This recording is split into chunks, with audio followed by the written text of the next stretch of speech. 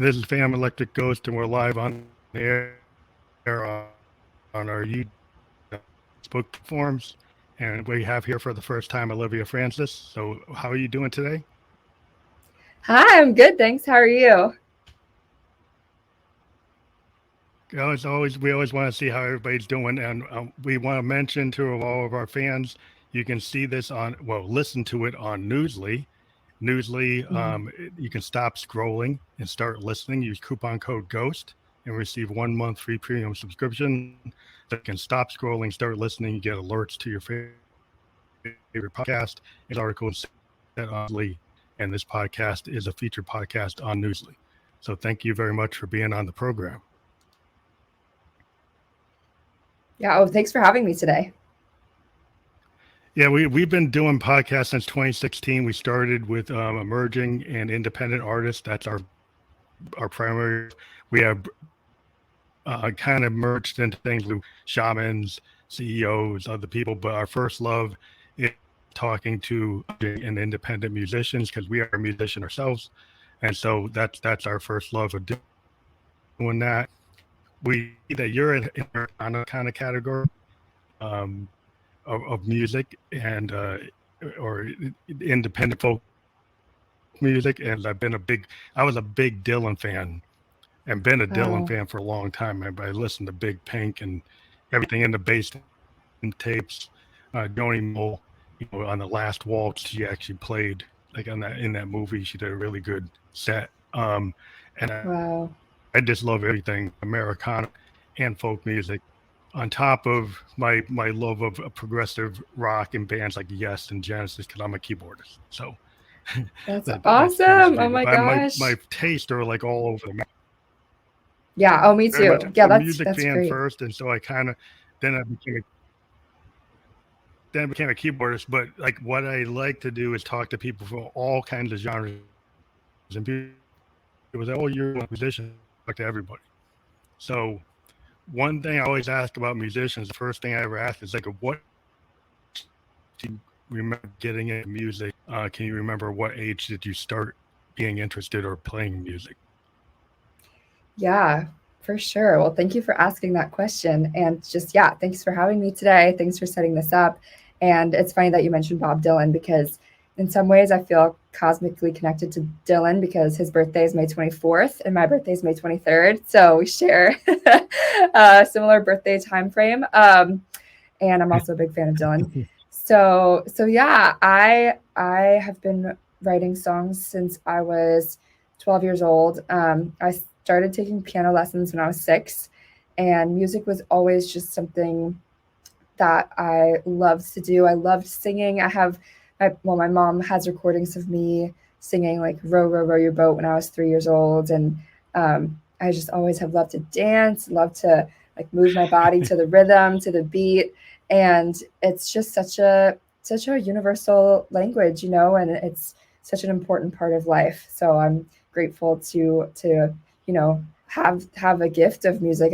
I do believe that music is a gift, so it's really special.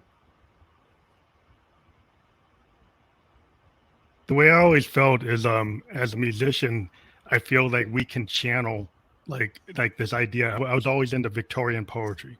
I love Tennyson, Wow. Wordsworth, Blake, and I really got an idea of the muse. Like that there's this muse, and if you're a musician or an artist or a poet or a painter, actor, you can call on that, kind of channel it.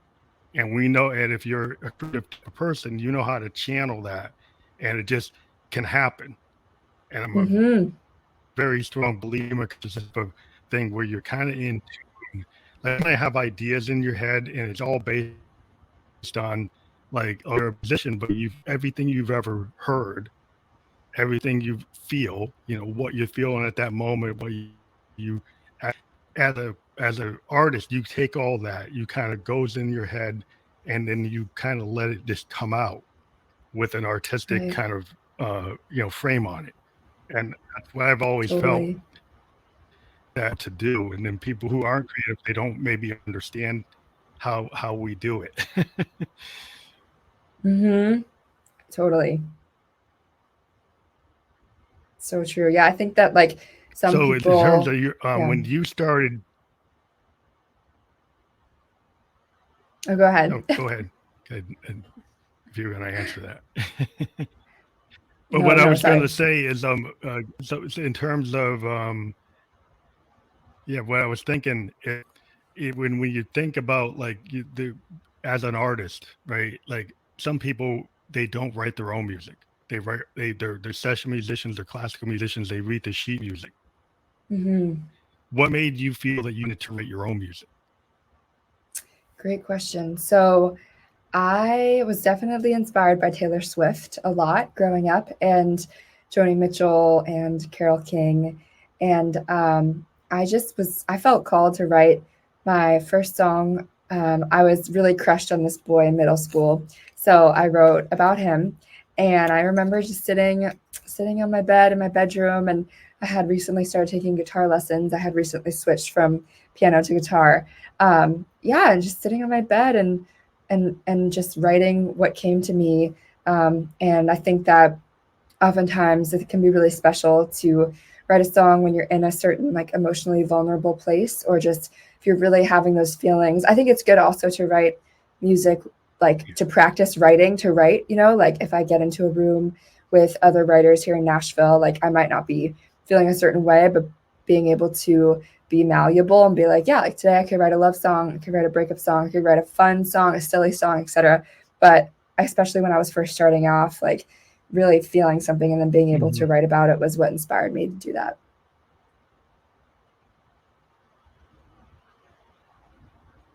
Yeah, I think it's like what I find is like I got into music because it's cathartic for me. And I'm Hmm. 55. I've been playing since I was like 12.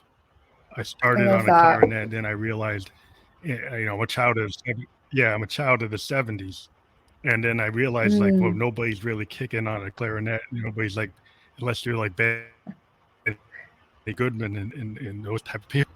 But so I said, like, I better learn a guitar or a keyboard. And I was actually watching bands like Joy Division on MTV, in 79. And yes. I saw Joy Division. And then I saw like, the early Duran Duran and a lot of like new wave bands. And I'm like, wow, what's Nick Rhodes playing? Oh, he's playing a Roland Jupiter 8. And then I started to get diving into it. It's like, oh, what was Rick Wakeman playing? Oh, he's playing a mini mode. And I started Wow. like trying to figure out what people were playing. And then it's like, That's oh, I need great. to learn how to do that. And then that's how I when it seems like Taylor Swift was like your inspiration. I was like looking at Rick Wakeman and Joy Division. And then I also Mm, felt like a punk bands like the Clash and the Ramones. So I mm, felt like mm-hmm. this idea of expansive sound is what I'm this idea like you can have a punk aesthetic, but you could still play like progressive rock, right? So it could come at it like a Trent Reznor and then have a lot of layered stuff, but still be kind of rooted in maybe a little bit of blues, a little bit of classical, a little bit of hard rock, and a little bit of punk. And then, that's kind of Totally. what new wave was. It was a little bit of, and I'm still a believer in that kind of thing. But for me, like what I love about singer songwriters, and you notice like your heroes like Carole King and Joni Mitchell, is the fact that you come out of this idea of like not being in Timpana Alley, but they actually write the song. So it's more Yes. like a great American novel. Like every singer songwriter, you can kind of dive into everything, and this is like like you disappointed in this Spotify playlist error that people Yeah. don't like really dive into your work as much as they want to playlist it on other people's work. Right. The whole landscape has changed so much over the years, and it's been wild to watch. And I'm sure it'll just continue to change. I mean, now there's TikTok. Who knows what the next platform will be? Hmm. Yeah, this seems like the album. I grew up with the album. I grew up with vinyl. I grew up going listening to Dark Side of the Moon on vinyl. Or the Jimi Sure. Hendrix Experience, Electric Ladyland, listened to the whole thing. And now kids today they don't want to listen to the whole thing. Unless they're vinyl Mm, head, and they got different kids listen to vinyl. So that's the opposite of what I just said. But the whole idea is in this kind of like single focused world. It's kind of like the 50s. to me, Mm, where interesting. they're a big thing. In the 50s, it was still single focus, and we're kind of back to that. Um, Mm. I know you have a brand new single, so maybe we can seg into your single and then the Labyrinth and talk about Labyrinth. Sure. Yeah. So I wrote Labyrinth with my friend, Jason Hunt. We wrote it up in Boston. At the time, I was in college attending Clark University in Worcester, Massachusetts. And I had had a very spiritual experience at a labyrinth in Chautauqua, New York, where my grandparents live. And I had walked a labyrinth before, but it had been a lot of years. And there's just something really grounding about walking, in circular motion and feeling really connected to the earth beneath us. And I majored in environmental studies in college and am just really a big fan of nature Mhm. and the beauty of the world around us. So a lot of my songs are inspired by nature. And that song, yeah, I'm really grateful that it's out in the world. I was able to go on tour this spring, summer, and fall promoting it, although it came out in July. And I actually am excited to share. I have another song coming out December 7th, so pretty soon, and it is my first original holiday song. Um, it is called Harmonica for Hanukkah, and I wrote it with my friend Mike Astrakin. The both of us are Jewish songwriters here in Nashville, and we thought to ourselves, there's really not a That's lot of cool. Hanukkah songs, so we wanted to try, to write our own, and we did, and I'm super excited to release it, and I'll be sharing it with the world actually on the full moon on December 7th is the next full moon. So yeah, looking forward to that.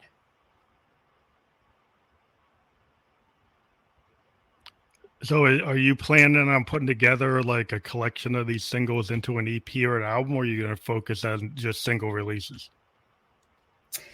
Yeah, so I am currently looking at 2023 and figuring out kind of my release plan. I definitely want to release either an EP or an album next year, especially since I have been releasing singles. But I always have so much new material. I struggle sometimes because I'm always writing new things. And so I'm like, okay, I want to release this new thing instead of like, but I think what I'll do is probably put some of the Yeah, songs the that are new already thing. out onto an album in addition to some new songs. Yeah. I think that's the thing is like with me, like I still, like I said, I'm kind of a child of the 70s. So I kind of go Mm-hmm. crazy. I make like 2 hour long concept albums, and Very I cool. do performing. So I do stuff on like sessions live. And Mm. I'm kind of known for doing like very like old school, like, funkadelic, yes, Genesis type, Peter Gabriel Genesis with these very long songs.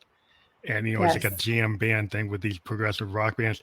And that's kind of not what happens. But it goes out because I know that the kids want to hear something like 3 minutes and they don't want to hear my 15-minute song. But when I go to perform, it's more fun for me to do the long songs because that's what I'm into. But like I know that Sure. the way the industry is, I got to release something that's more digestible. Um, so I think Mm. it's really cool that you realize that you can't get these songs out there that quick. I think that's a really big change in the industry. That Mm. as an independent artist, you have to wait through it. Now, like if you get an idea and it's like kicking, it's like this is what I want, Yeah. you can actually do it. Um, Yeah, you you know, can release it. you It's so find that awesome. very, I you mean, find, mm, yeah, we really have so many tools at the palm of our hands to, release songs and share them, especially with TikTok. It's like I could write a song today. I mean, I've done this before and I literally post it on TikTok and see what happens. And everything now has the potential to go viral. I mean, you never really know what's going to take off, what's going to yeah. stick. So yeah, so it's wild to think that like you could write a song today, post it, and then it could totally change your life by tomorrow morning. Yeah, I mean, that's the whole thing is like I'm an Instagram guy, right?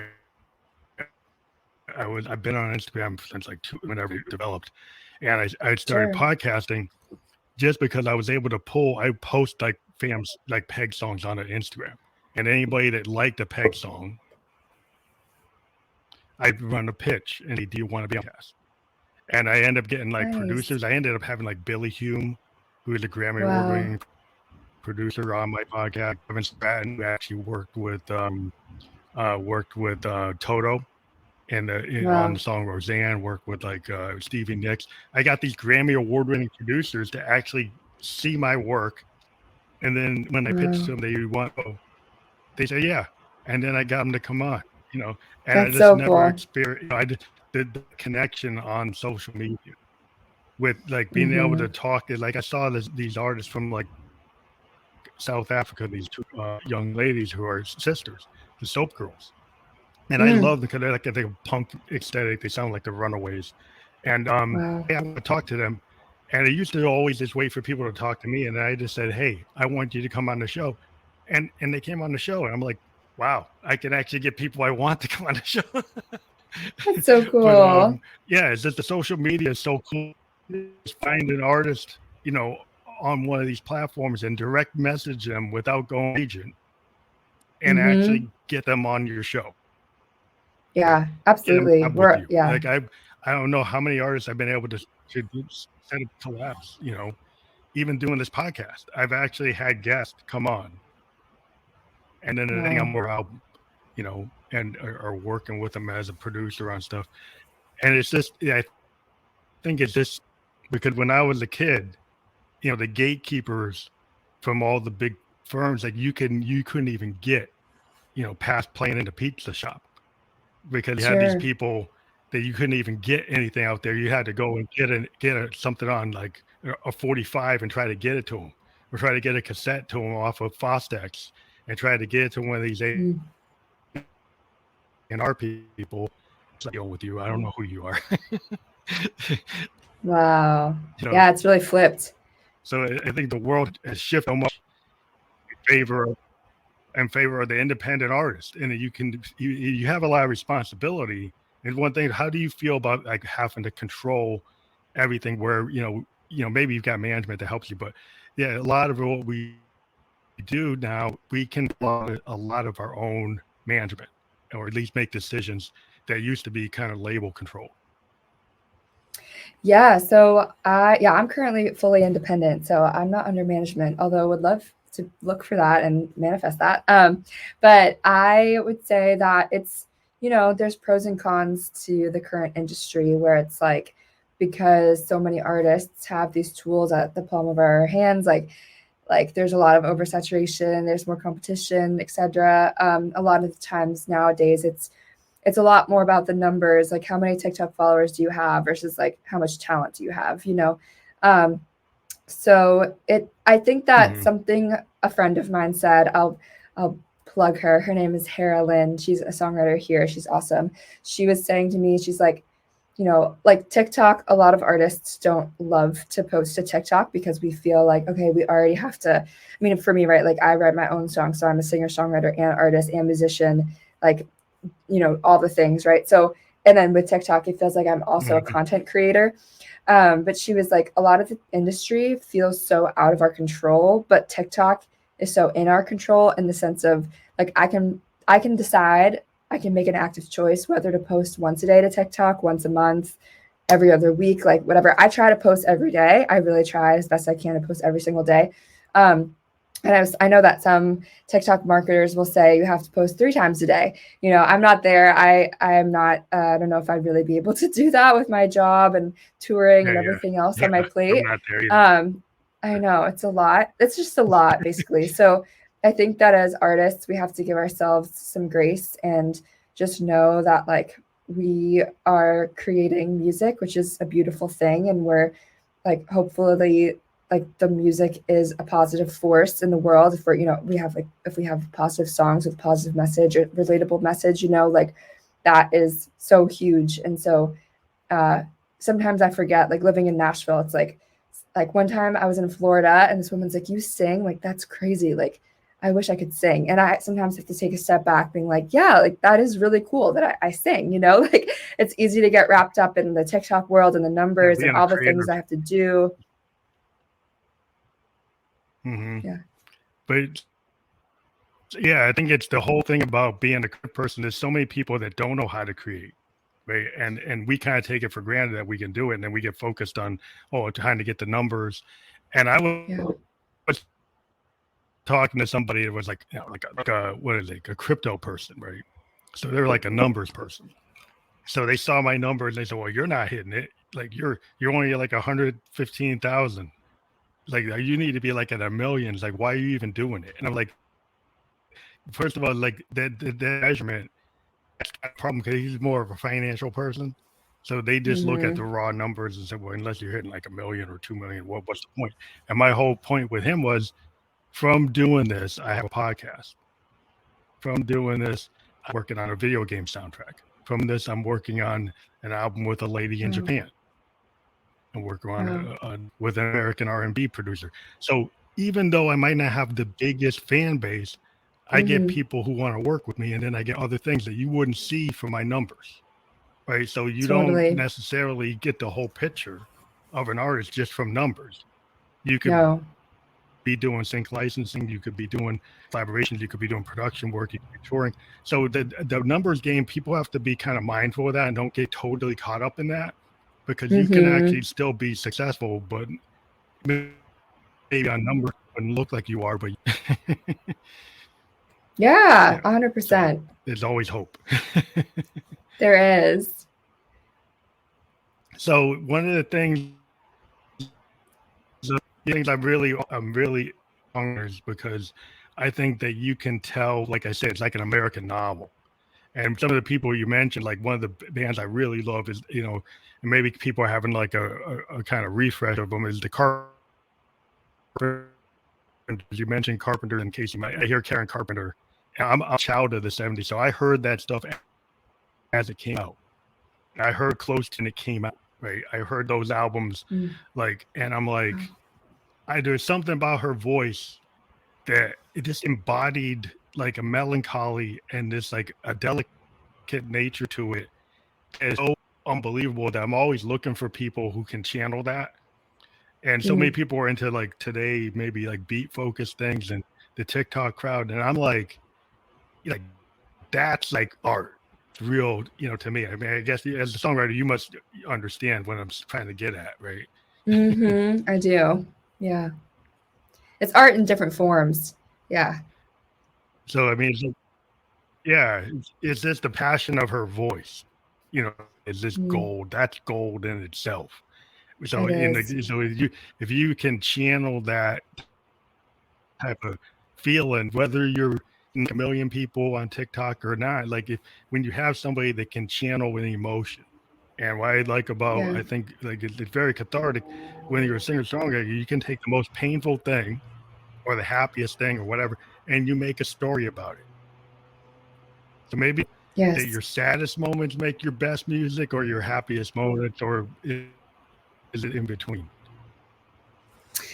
Um, I think it's a little in between. Yeah. I think just in general, like being, I mean, as a songwriter, you have to be a certain level of like vulnerable and emotional to share your story, to share someone else's story, like to put what you're feeling into words is not easy. And so I think that whether it be your happiest or your saddest moments, or your most confused moments, or your lost moments, or your moments where you're feeling so successful, like on top of the world, which of course, being in the music industry is very much also like a roller coaster where some days you wake up and you're like, wow, I just got this great Yeah. news. I have a great gig coming up in 2 weeks. I'm so excited for. And then other times you're like, what am I doing? This industry is so hard. I don't know like what's going to be unfolding for me. And there can just be a lot of questions. So whatever emotion you're feeling, being able to put that into a song is really, really great and important.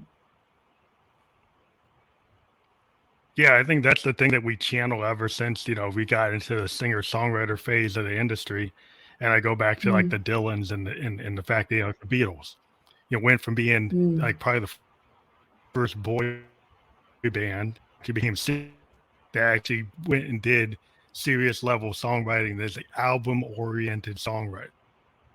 And the Yes. concept that things fit together, like Sergeant Pepper, Rubber Soul, and Abbey Road, they fit together. Five Amazing. albums. They always go back to like the Beatles. They'll go to a band like a Pink Floyd. They'll go and look Mm-hmm. at the people who did that work, and and actually say the Carol Kings of the world. Yeah. That's when you look at, like, even you look at Dylan, like Highway 51, and like, oh my gosh, or Blonde on Blonde. As a kid, I listened to Blonde on Blonde. I'm like, that's it. I had to say Mm, his voice is so this, and I'm like, his voice is perfect for the yeah. song. And this is kind of where people understand his voice, but I think it's beautiful for his work. And I think Dylan's Yes. voice works with his work. And so sometimes I you have a agree. voice like a Lou Reed or Dylan or a Hendrix. It works for their work. It may not work for every other song, and they can't sing other people's Hmm. songs, but they sing. So when you Yes. found your voice, how did that make you feel when you felt you could put on record? How did that make you feel when you actually got it to be the way you wanted it? Yeah. So it's interesting. I feel like part of me feels like I'm always finding my voice. Like it's not really a process where you're like, I found my voice, check, you know. But I think that it happened over time. I mean, I first started coming to Nashville when I was 13, and my mom would come down with me, and we'd go into the studio, and I was just so amazed by just the whole process where session musicians would come and they'd, excuse me, hear my song once, and they would go and record it. They knew what key it was in. They had a Nashville number, chord chart.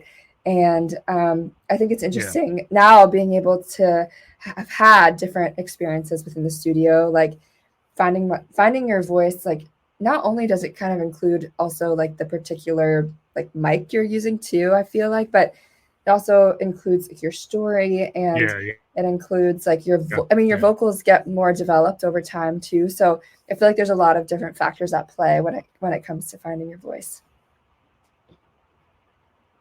yeah. Do you find, like, I found that I'm a big fan of, like, potentially like theater or a stagecraft, right? So one person I Mm, always look at, and you could even say this about Dylan, because when Dylan came out, he was mhm, channeling Arlo Guthrie and Woody, and then he came up with his nasal sound that's famous for all his thing. He actually had created his own version of it that was uniquely Dylan. It wasn't Arlo, it wasn't Woody anymore. It was him. And then he mm, actually did variations of that, because you can listen to Nashville Skyline, and Nashville Skyline, he doesn't do that nasal thing. He actually tries to sing like interesting. in the most perfect way you probably ever put down, right? It's totally, you never hear him Mm, sound like that again. And then he has, wow. what he sounds like with the band in Big Pink, and what you hear with them, on the Basement tapes, it is a different voice. He has a tendency to actually change that voice over time. I Mm, noticed it, to me, it's like, if you get it like a Bowie wow. decided. People asked him, was like, theater was a big thing to him. So he said, I'm going to create Ziggy. I'm going to create the Thin White Duke. I'm going to create Aladdin Sane. Every character, every album had a character and had a different type of vocals coming from him. He would have, if you listen to Ziggy, it's kind of higher pitched. It's kind of like space alien, because it is. That's what he tries. Mm, Exactly what he does when you do like, Young American with I'll have to go he's back and singing with Luther listen. Vandross.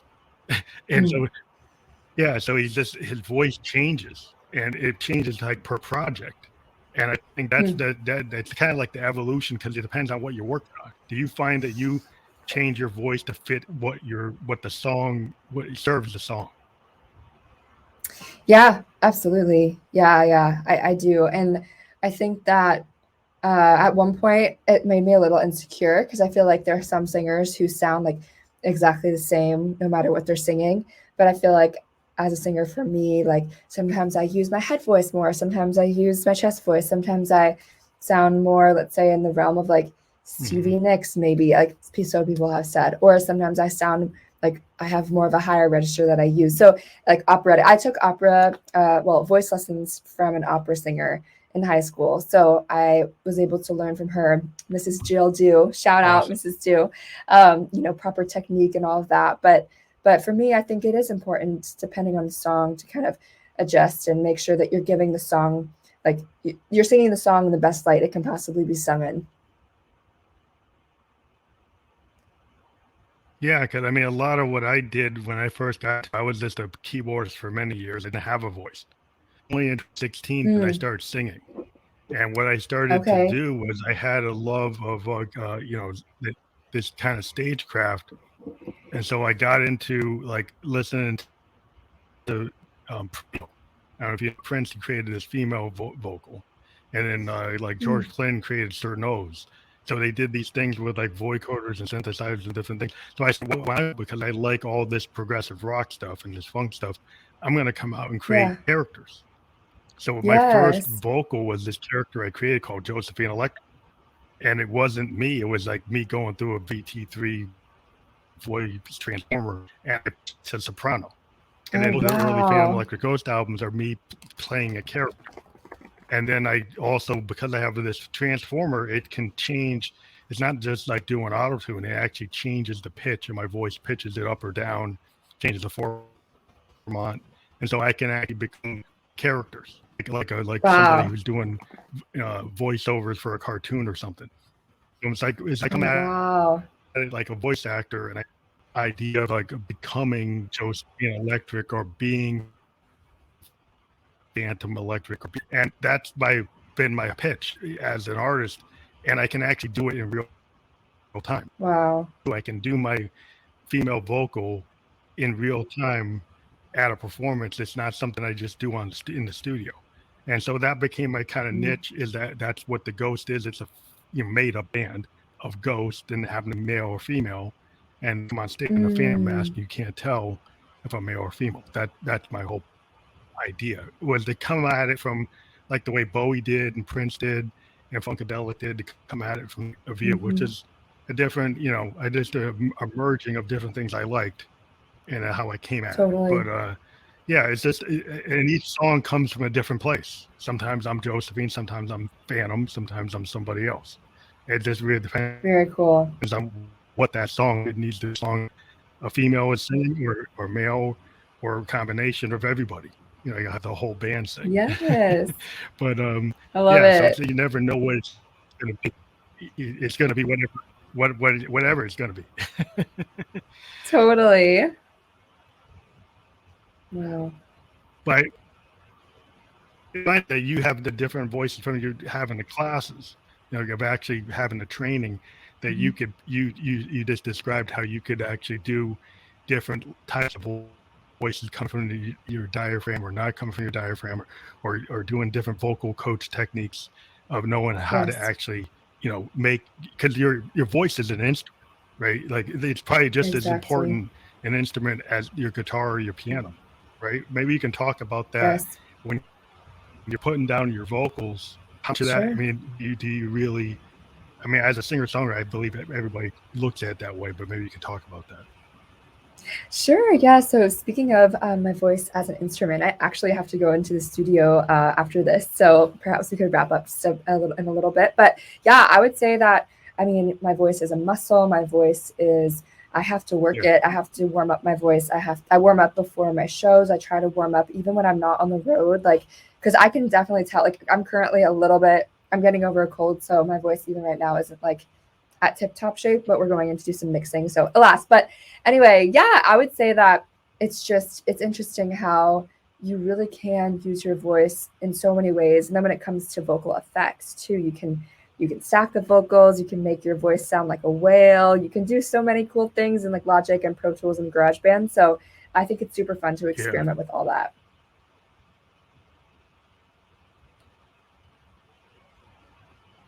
Okay, well, I know you have to go into the studio right now. We're very happy that you're on the program. We might want Thank to talk you to you so about a much. couple other things that work on some opportunities with a sponsor trying to get people to write a song for a company. They're actually doing a Wow. theme for their company, songwriters that actually have been on my show, and we can pitch that. Wow. We're getting all the contract information is coming in pretty soon, Okay. but we're actually going Okay. to be talking to this guy named Bill Bogart, who's a Canadian songwriter, and he actually wrote a song for a company called Double Jack. And then Double Jack has a Wow. contest. They want multiple genres to take his song and make different versions of it. So they can make a folk Wow. version, EDM version, funk version, different songs. And so yeah, it's Oh my something maybe on the side gosh. we could talk about. But Yeah. Yeah, please send me some info. I'd love to learn more. We'll get her, but thank you for being on the show. Hey, thank you so much, Phantom. It was so nice to chat with you. So great to meet you. And I really appreciate you taking the time to chat. Yeah, thank you so much. Thanks. Bye. Good.